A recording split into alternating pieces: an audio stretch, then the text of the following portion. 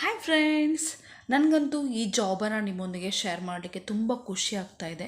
ಯಾಕೆಂದರೆ ನಾನಿವತ್ತು ಒಂದು ವರ್ಕ್ ಫ್ರಮ್ ಹೋಮ್ ಮನೆಯಲ್ಲಿ ಕೂತ್ಕೊಂಡು ಮಾಡುವಂತಹ ಜಾಬನ್ನು ನಿಮ್ಮ ಜೊತೆ ಶೇರ್ ಮಾಡ್ತಿದ್ದೇನೆ. ಸೊ ಅದು ಜಾಬ್ ಯಾವುದಂತ ಹೇಳಿದ್ರೆ ಡೀಟೇಲ್ ಆಗಿ ನಾನು ಹೇಳ್ತೇನೆ ಇವಾಗ.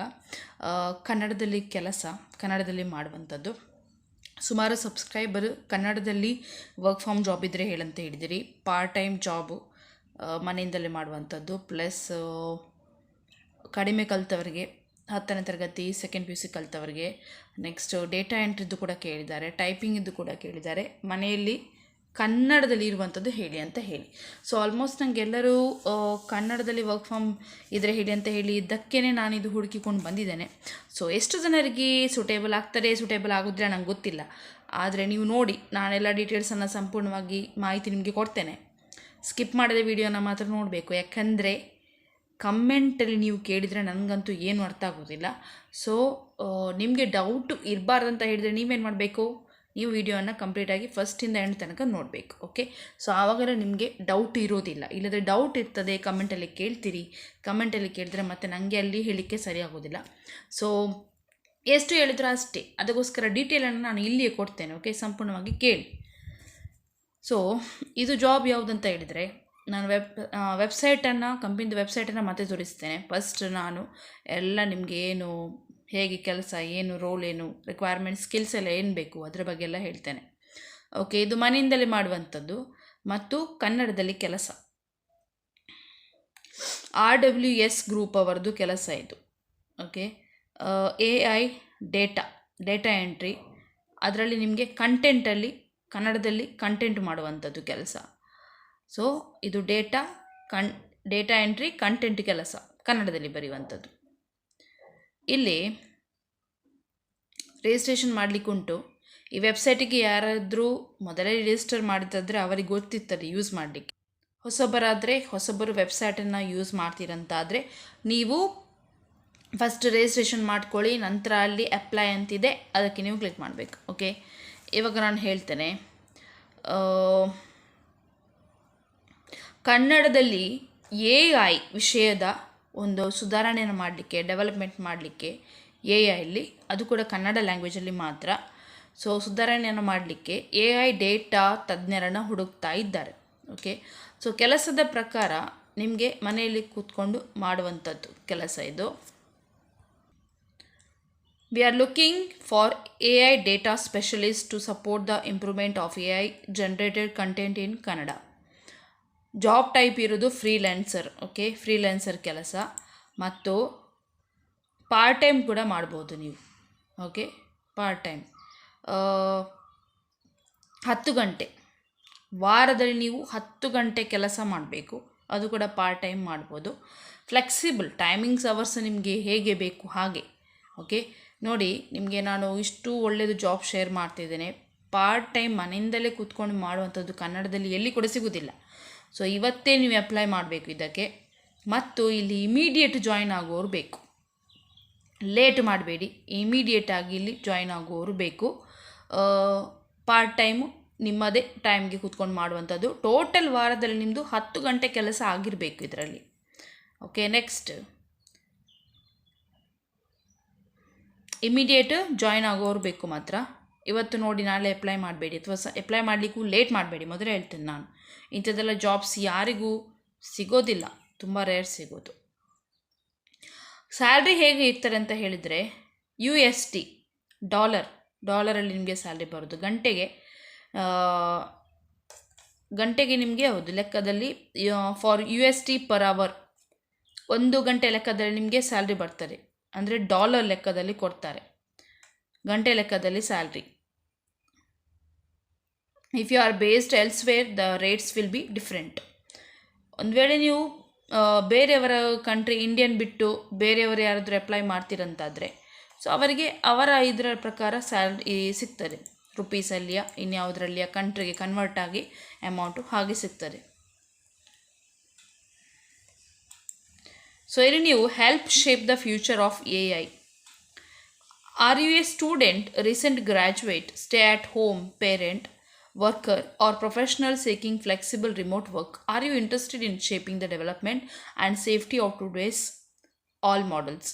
ನೀವೇನಾದರೂ ಸ್ಟೂಡೆಂಟ್ ಆಗಿದ್ದರೆ, ಡಿಗ್ರಿ ಆಗಿದೆ ಅಂತಾದರೆ, ಅಥವಾ ಮನೆಯಲ್ಲಿ ಇದ್ದೀರಿ, ಹೌಸ್ ವೈಫು, ಕೆಲಸ ನೋಡ್ತಾ ಇದ್ದೀರಿ, ನಿಮಗೆ ಈಗ ಪ್ರೆಸೆಂಟಾಗಿ ಕೆಲಸ ಇಲ್ಲ, ಸೊ ಪ್ರೊಫೆಷ್ನಲ್ ಆಗಿ ನಿಮ್ಮದೇ ಓನ್ ಟೈಮ್ಗೆ ನಿಮಗೆ ಮನೆಯಲ್ಲಿ ಕೂತ್ಕೊಂಡು ವಾರದಲ್ಲಿ 10 ಗಂಟೆ ಪಾರ್ಟ್ ಟೈಮ್ ಥರ ಮಾಡಿ ಕಂಪ್ಲೀಟ್ ಮಾಡಬೇಕು ವರ್ಕನ್ನು. ಓಕೆ, ಇದು ಆ್ಯಕ್ಚುಲಿ ಎ ಐ ಮಾಡೆಲ್ಸಲ್ಲಿ ಕನ್ನಡದಲ್ಲಿ ಕಂಟೆಂಟನ್ನು ಕ್ರಿಯೇಟ್ ಮಾಡುವಂಥ ಕೆಲಸ.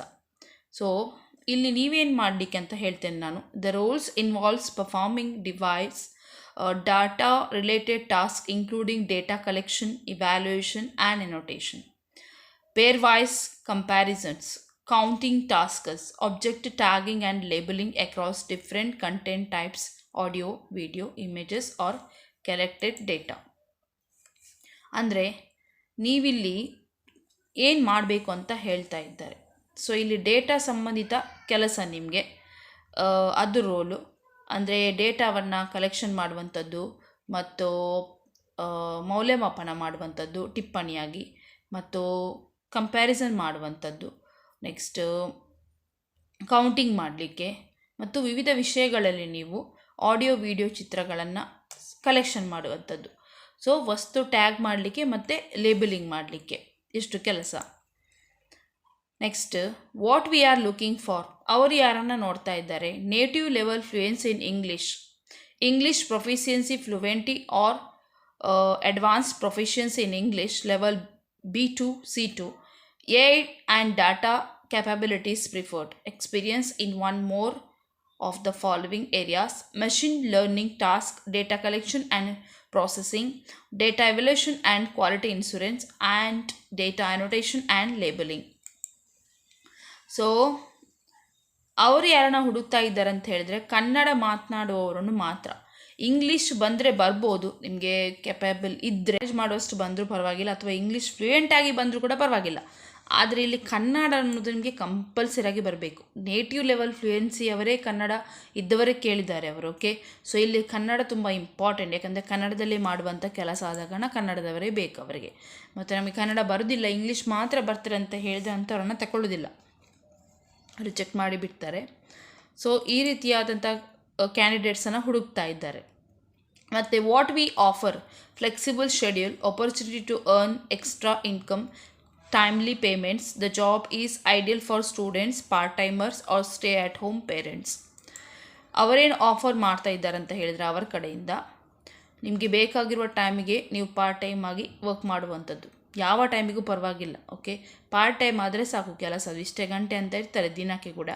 ಮತ್ತು ನಿಮಗೆ ಒಳ್ಳೆ ಇನ್ಕಮನ್ನು ಇಲ್ಲಿ ಅರ್ನ್ ಮಾಡ್ಬೋದು. ವಿದ್ಯಾರ್ಥಿಗಳಿಗೆ, ಹೌಸ್ ವೈಫ್ಸಿಗೆ ಮನೆಯಲ್ಲಿ ಕೂತ್ಕೊಂಡು, ಪೇರೆಂಟ್ಸ್ಗೆ ಕೂಡ ಈ ವರ್ಕನ್ನು ಮಾಡ್ಬೋದು.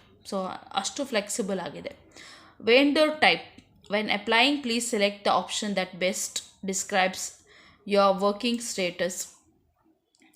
ಅರ್ಜಿ ಸಲ್ಲಿಸುವಾಗ ದಯವಿಟ್ಟು ಈ ಕೆಲಸದ ಸ್ಥಿತಿಯನ್ನು ಉತ್ತಮವಾಗಿ ವಿವರಿಸುವ ಆಯ್ಕೆಯನ್ನು ನೀವು ಆರಿಸಬೇಕು. ಓಕೆ, ಅಪ್ಲಿಕೇಶನ್ನ ಸಬ್ಮಿಟ್ ಮಾಡುವಾಗ ನೀವು ಫ್ರೀಲ್ಯಾನ್ಸರ್ ಅಥವಾ ನಾರ್ಮಲ್ ಏನಾದರೂ, ಫ್ರೀಲ್ಯಾನ್ಸರ್ ಅಲ್ಲದೆ ನಾರ್ಮಲ್ ಏನಾದರೂ ಪರ್ಸನ್ ಆಗಿದ್ದರೆ, ಫ್ರೀಲ್ಯಾನ್ಸ್ ಅಂದರೆ ವ್ಯಾಪಾರ ಪರವಾನಗಿ ಹೊಂದಿರೋ ಮತ್ತು ತೆರಿಗೆ ಉದ್ದೇಶಗಳಿಗಾಗಿ VAT ಸಂಖ್ಯೆ ಅಥವಾ EIN ಹೊಂದಿರಬಹುದಾದ ವ್ಯಕ್ತಿ. A freelancer is someone who has a business license and may have a VAT number or EIN for tax purpose. A VAT value added tax number is a UNQ identifier assigned to registered business in any countries. So ಇದರಲ್ಲಿ ವೆಂಡೋ ಟೈಪಲ್ಲಿ work ಮಾಡುವಂಥ ಕೆಲಸ. Just ನಾನು ವಿವರಣೆ ಮಾತ್ರ ಕೊಟ್ಟೆ ನಿಮಗೆ. ಇದರ ಬಗ್ಗೆ ನೀವೆಲ್ಲ ಇಲ್ಲಿ ನಾನು ವೆಬ್ಸೈಟ್ ಕೊಡ್ತೇನಲ್ವ, ಡಿಸ್ಕ್ರಿಪ್ಷನಲ್ಲಿ ಲಿಂಕನ್ನು ಕೊಡ್ತೇನೆ. ಸೊ ಅಲ್ಲೋಗಿ ನೀವು ನೋಡ್ಕೊಳ್ಳಿ. ಓಕೆ, ಎಲ್ಲ ಕರೆಕ್ಟಾಗಿ ಇನ್ಫಾರ್ಮೇಷನ್ ಎಲ್ಲ ವಿವರಣೆ ಎಲ್ಲ ಉಂಟು, ಇಲ್ಲಿ ಎಕ್ಸ್ಪ್ಲನೇಷನ್ ಕೊಟ್ಟಿದ್ದಾರೆ. ಆ್ಯಕ್ಚುಲಿ ಇದು ಕಂಪನಿ ನೋಡೋದಾದರೆ ನಿಮಗೆ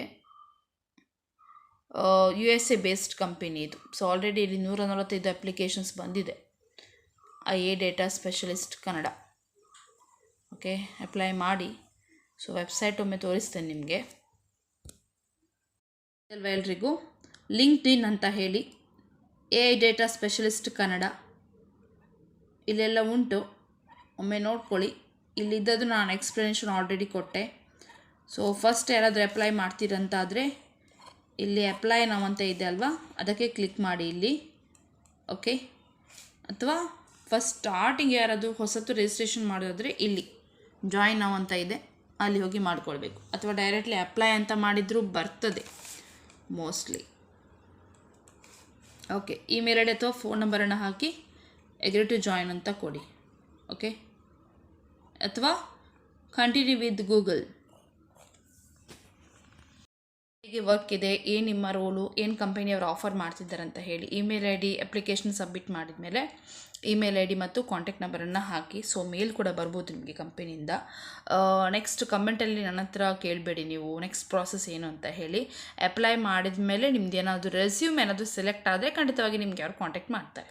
ಓಕೆ, ಅದರಲ್ಲೇನು ಡೌಟ್ ಇಲ್ಲ. ಸೊ ಯಾರ್ದು ರೆಸ್ಯೂಮ್ ಸೆಲೆಕ್ಟ್ ಆಗಲಿಲ್ಲ ಅವರು ಮುಂದಿನ ಪ್ರೊಸೆಸ್ಗೆ ಹೋಗೋದಿಲ್ಲ ಅಂತ ಅಂದ್ಕೊಳ್ಳಿ. Okay, take care, bye bye, all the best.